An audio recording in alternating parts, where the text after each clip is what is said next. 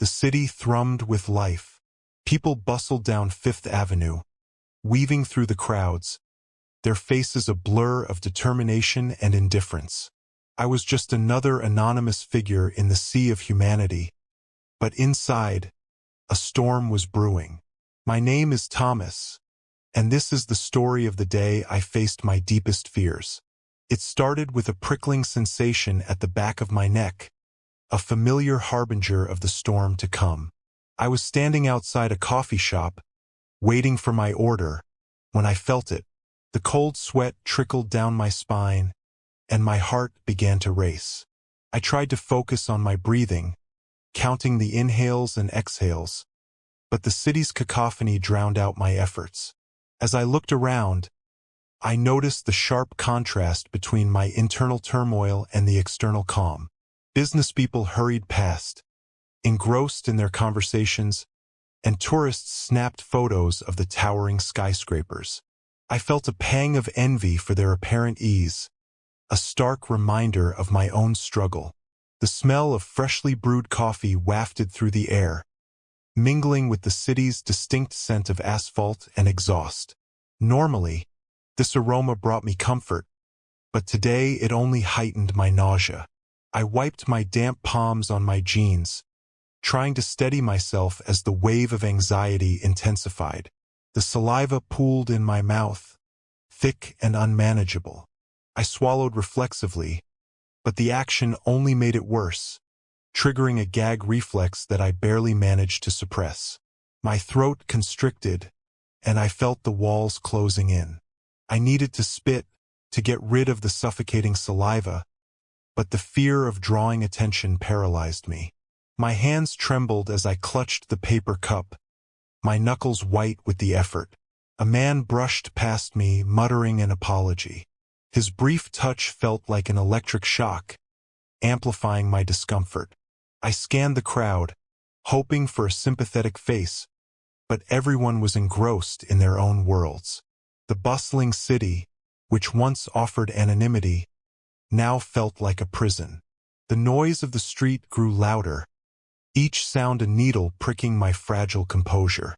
Car horns blared, voices mingled into an unintelligible roar, and somewhere in the distance, a siren wailed. I felt as if I were drowning in a sea of chaos, each wave of sound pulling me deeper into my panic. Desperation clawed at my mind. I longed to find a secluded spot where I could compose myself, but there was no escape. Every step I took felt like wading through quicksand, each movement slow and labored. My vision blurred with unshed tears, and the edges of my world began to darken. My vision blurred as my eyes filled with tears. The once vibrant cityscape turned into a distorted nightmare. I stumbled towards a nearby bench, hoping to find some semblance of stability. As I sat down, the world seemed to tilt, and my head spun. The taste of bile rose in my throat, and I fought the urge to vomit. The people around me continued their lives, oblivious to my silent battle. A young woman named Sophia, noticing my distress, approached me cautiously. "Are you okay?" she asked, her voice gentle but filled with concern. I wanted to respond, to tell her about the turmoil raging inside me, but words failed me. I could only nod weakly, my breathing erratic. Sophia sat down beside me, maintaining a respectful distance but close enough to offer support. "It's okay," she said softly. "Just focus on your breathing. In and out, slowly." Her calm demeanor was a stark contrast to the chaos within me, and I clung to her words like a lifeline. Around us, the city's pulse continued unabated. A street performer played a soulful tune on his saxophone, and a group of children laughed as they chased pigeons across the square. These everyday scenes, once mundane, now seemed surreal in the context of my internal crisis. Suddenly, a loud crash echoed through the street, the sound of a car backfiring. It was the final straw. My body convulsed as the panic attack reached its peak. I gasped for air, my chest tight and constricted. Sophia crouched beside me, her hand on my shoulder, trying to offer comfort. "You're having a panic attack," she said softly. "Just breathe with me." Her presence was a lifeline in the chaos. I focused on her voice, following her instructions to breathe slowly and deeply. Gradually, the fog began to lift, and the world came back into focus. The terror, though not completely gone, receded to a manageable level. As my breathing steadied, I became more aware of my surroundings. Sophia's steady gaze provided a sense of reassurance, and I found myself taking comfort in her presence. "Thank you," I managed to whisper, my voice hoarse and trembling. She smiled gently. "It's okay. I've been there too. It gets better, I promise." Her words held a weight of experience, and I felt a glimmer of hope. As the attack subsided, I felt a profound sense of exhaustion.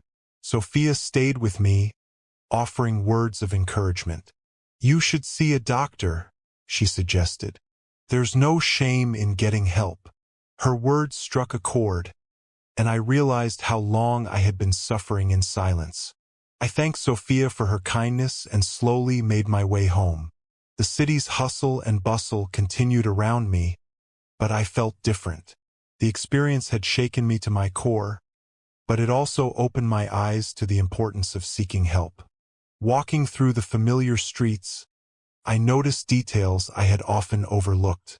The colorful murals on the building walls, the intricate patterns of the wrought iron fences, and the warmth of the late afternoon sun. These small observations felt like steps towards reclaiming my sense of normalcy. That evening, I sat in my apartment, reflecting on the day's events. The terror of the panic attack lingered in my memory, but so did Sophia's kindness. I knew that I couldn't continue living in fear, and that seeking help was not a sign of weakness, but a step towards healing. In the weeks that followed, I took Sophia's advice and sought professional help.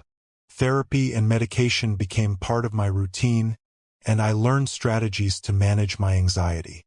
The road to recovery was long and challenging, but I no longer felt alone in my struggle.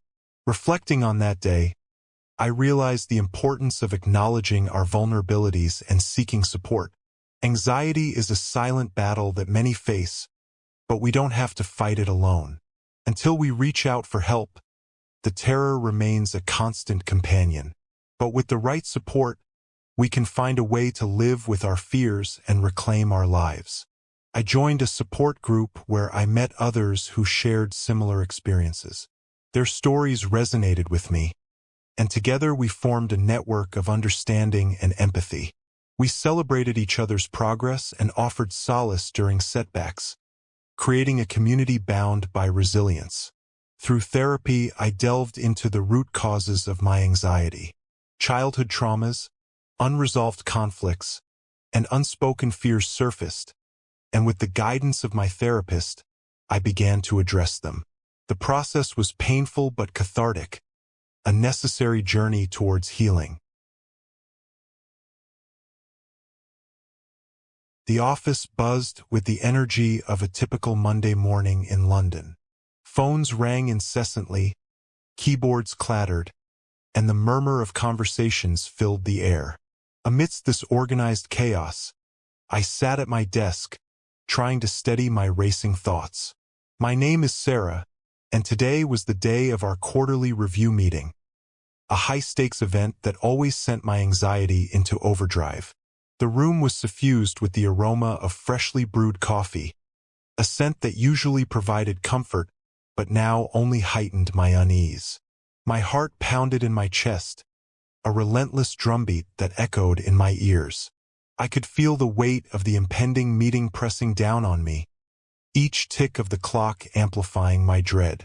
As I gathered my notes, I glanced around the open-plan office. My colleagues seemed calm, absorbed in their tasks, oblivious to the storm brewing inside me. I took a deep breath, trying to quell the rising tide of panic. The fluorescent lights overhead flickered briefly, casting an eerie glow that only added to my discomfort. The meeting room was a glass-walled fishbowl at the center of the office, offering no privacy and magnifying my sense of exposure. I took my seat at the large conference table, surrounded by my colleagues and our stern-faced boss, Mr. Turner. The air was thick with anticipation as the presentation began. My palms were slick with sweat, and I could feel the familiar tightness in my chest. I tried to focus on the slides being projected on the screen, but the words swam before my eyes. My throat constricted, and my breathing grew shallow. I fought the urge to flee, knowing that any sign of weakness would be scrutinized by my peers. As the meeting progressed, my anxiety escalated. My vision began to blur, and the room seemed to close in around me. I could hear my heartbeat pounding in my ears, a relentless drumbeat that drowned out the presenter's voice. The sensation of pins and needles spread from my fingertips to my arms, a numbing terror that threatened to overwhelm me. I shifted in my seat, trying to find a position that offered some relief, but there was no escape. My legs felt like lead, and my stomach churned violently. The pressure in my chest intensified, each breath a battle against the crushing weight of panic. As the presenter droned on, I could feel the sweat trickling down my back, soaking into my blouse. My hands trembled uncontrollably, and I clenched them into fists, desperate to maintain some semblance of control. But it was no use. The panic was building to a crescendo, an unstoppable force that demanded release. Mr. Turner turned his gaze towards me, his eyes narrowing as he asked, "Sarah, could you provide an update on your team's progress?" The words sent a jolt of fear through me, and my mind went blank. I opened my mouth to speak, but no sound emerged. The room fell silent, all eyes on me, waiting. In that moment, the world seemed to tilt on its axis. The pressure in my chest exploded into a full-blown panic attack. My vision tunneled, and my head spun. I gasped for air, each breath a desperate, ragged gulp. The room blurred into a kaleidoscope of shapes and colors, and I felt as if I were falling into an abyss. "Sarah, are you all right?" A voice pierced through the haze, but I couldn't respond. My body was betraying me in the worst possible way, and there was no way to hide it. The shame and embarrassment were suffocating, and I wished for the ground to swallow me whole. Suddenly, a loud crash echoed through the room as someone knocked over a coffee cup. The sound was deafening, amplifying my panic. My body convulsed, and I felt a wave of nausea rise within me. I stumbled out of my chair, clutching the edge of the table for support. "Sarah, take a moment," Mr. Turner said, his tone surprisingly gentle, but his words were lost on me. All I could focus on was the need to escape, to find a place where I could breathe. I staggered towards the door, the world spinning around me. The hallway outside the meeting room felt like a tunnel, stretching endlessly in both directions. I leaned against the wall, my breaths coming in shallow, frantic gasps. My vision was a blur of fluorescent lights and indistinct shapes. Each step felt like wading through molasses, my limbs heavy and uncooperative. A colleague named Jason followed me out, his expression one of concern. "Sarah, let me help you," he said, his voice calm and reassuring. He guided me to a quiet corner of the office, away from prying eyes. "Just breathe. You're safe here." As the attack subsided, I felt a wave of exhaustion wash over me. My legs wobbled, and I sank into a nearby chair, my body trembling uncontrollably. Jason stayed with me, offering silent support. The adrenaline that had fueled my panic began to dissipate, leaving me drained and fragile. "I'm so sorry," I whispered, my voice barely audible. The shame of my public breakdown was overwhelming, and I couldn't meet Jason's gaze. "There's nothing to apologize for," he said gently. We all have our moments, but you should consider talking to someone about this. It might help." His words echoed in my mind long after the meeting had ended. I knew he was right. I couldn't keep living in fear of my anxiety. The experience had been a wake-up call, a stark reminder of the toll that my untreated condition was taking on my life. That evening, I sat in my small London flat, replaying the events of the day. The terror of the panic attack lingered, but so did Jason's kindness.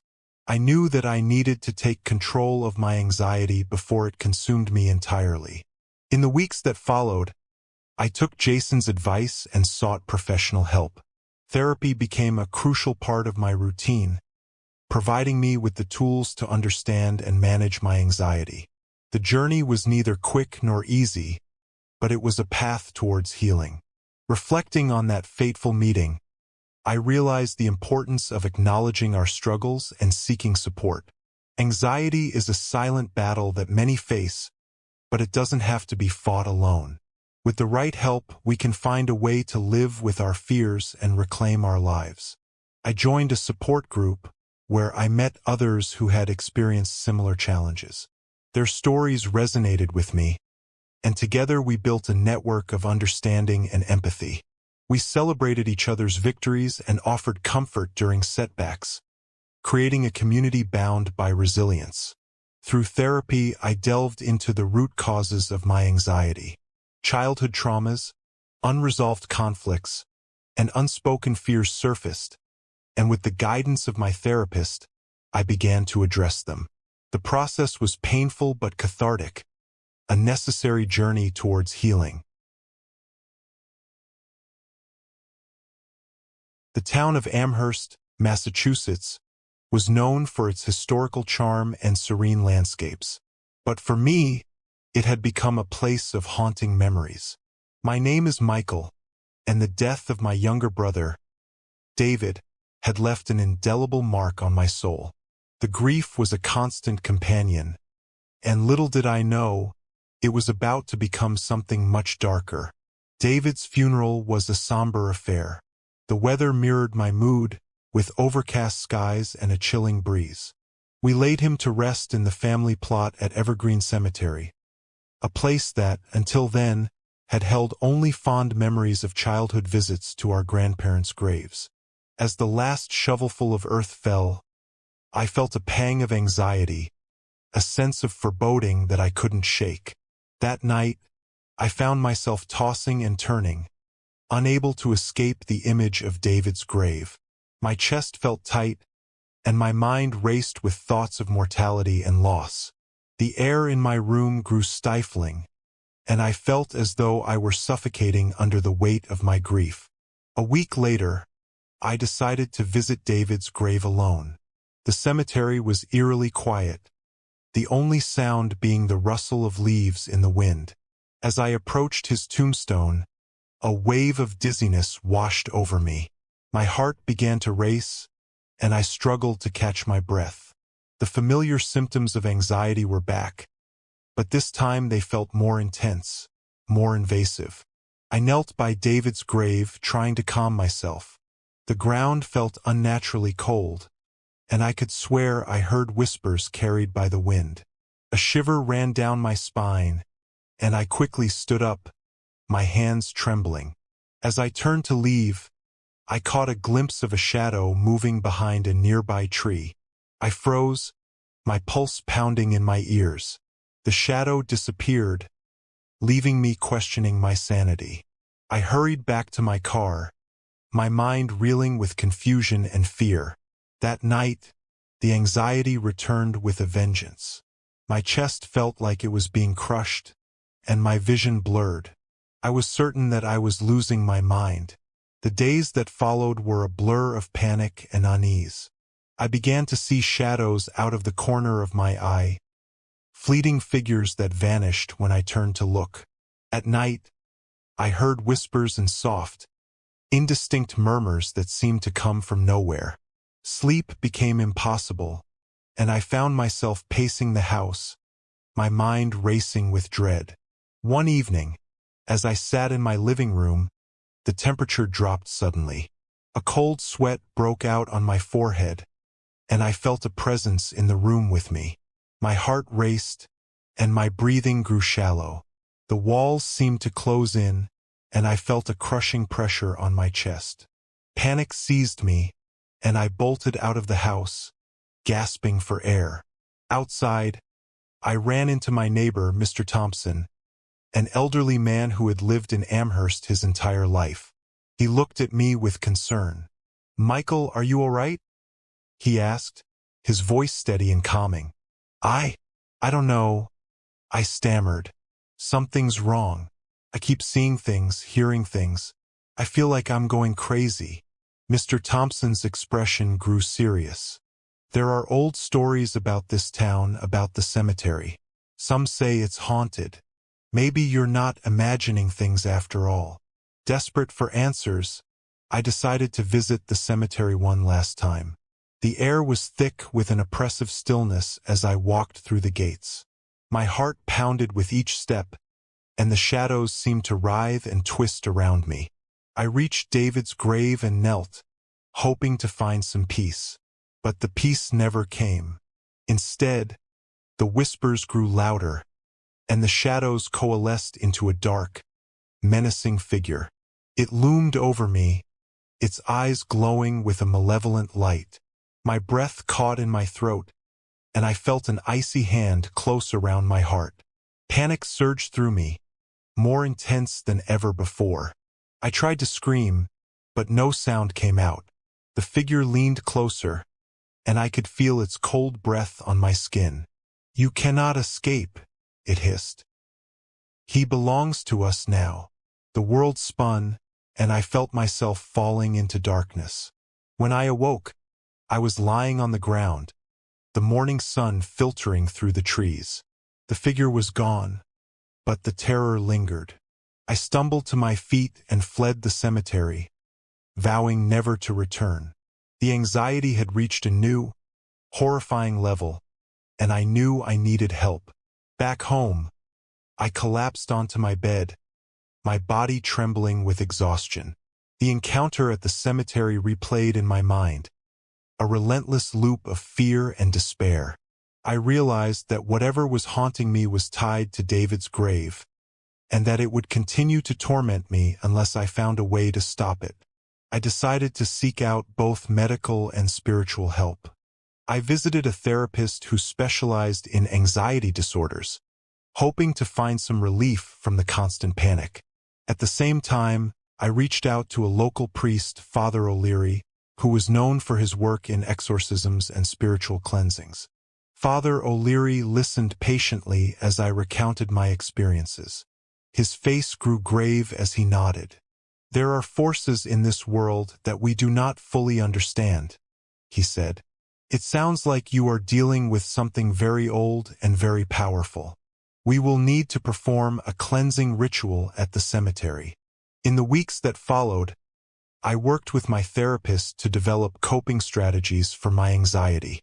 We focused on breathing exercises, mindfulness, and grounding techniques.